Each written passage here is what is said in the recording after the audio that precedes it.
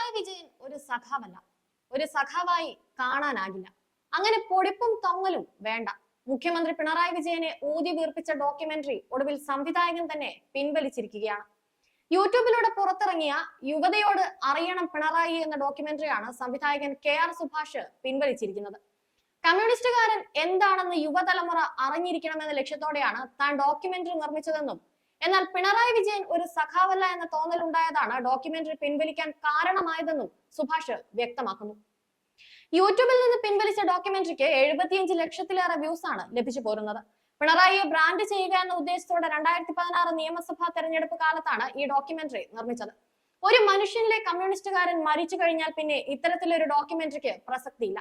AKG പഠന ഗവേഷണ കേന്ദ്രത്തിന്റെ ലേബലിലായിരുന്നു ഡോക്യുമെന്ററി നിർമ്മിച്ചത്. പ്രൊഫസർ MK സാനു ആണ് പ്രകാശനം നിർവഹിച്ചത്. 32 മിനിറ്റ് ദൈർഘ്യമുള്ള ഡോക്യുമെന്ററിയുടെ അന്നത്തെ സംവിധായകൻ മന്ത്രി P രാജീവ് ആയിരുന്നുവെന്നും KR സുഭാഷ് പറഞ്ഞിരിക്കുന്നു. ലോക്സഭാ തെരഞ്ഞെടുപ്പിലെ കനത്ത തോൽവിയുടെ പേരിൽ മുഖ്യമന്ത്രിക്കും പാർട്ടി സെക്രട്ടറിക്കും ഇടതുമുന്നണി കൺവീനർക്കുമെതിരെ സംസ്ഥാന ജില്ലാ കമ്മിറ്റിയിൽ അതിരൂക്ഷ വിമർശനമാണ് ഉയർന്നത്. ഭൂരിഭാഗം ജില്ലാ കമ്മിറ്റികളിലും മുഖ്യമന്ത്രിയുടെ പെരുമാറ്റ രീതിക്കും പ്രവർത്തന ശൈലിക്കും അതിന് കുടപിടിക്കുന്ന സംസ്ഥാന സെക്രട്ടറിക്കുമെതിരെ അതിരൂക്ഷ ആക്രമണമാണ് ഉണ്ടായത്.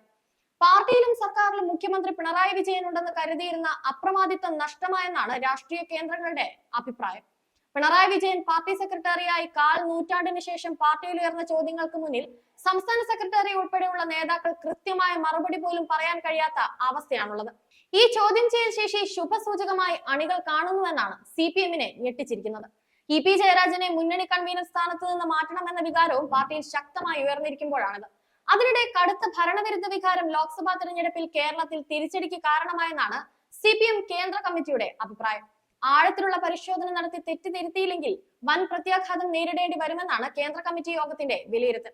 പിണറായി സർക്കാരിന്റെ പ്രവർത്തനം ജനങ്ങളുടെ വിശ്വാസം നേടിയെടുക്കുന്ന വിധത്തിൽ താഴെത്തട്ടിലേക്ക് വ്യാപിപ്പിക്കണമെന്ന നിർദ്ദേശവും യോഗത്തിലുണ്ടായി. പാർട്ടി മുന്നോട്ട് വെച്ച നിർദ്ദേശങ്ങളിൽ നിന്ന് വ്യതിചലിച്ചത് വർഗവിഭാഗങ്ങളുടെ വിശ്വാസം നഷ്ടപ്പെടുത്തുകയും അവരെ അകറ്റുകയും ചെയ്തു. ഇത് തെരഞ്ഞെടുപ്പിൽ തിരിച്ചടിക്കും ഇടയാക്കി.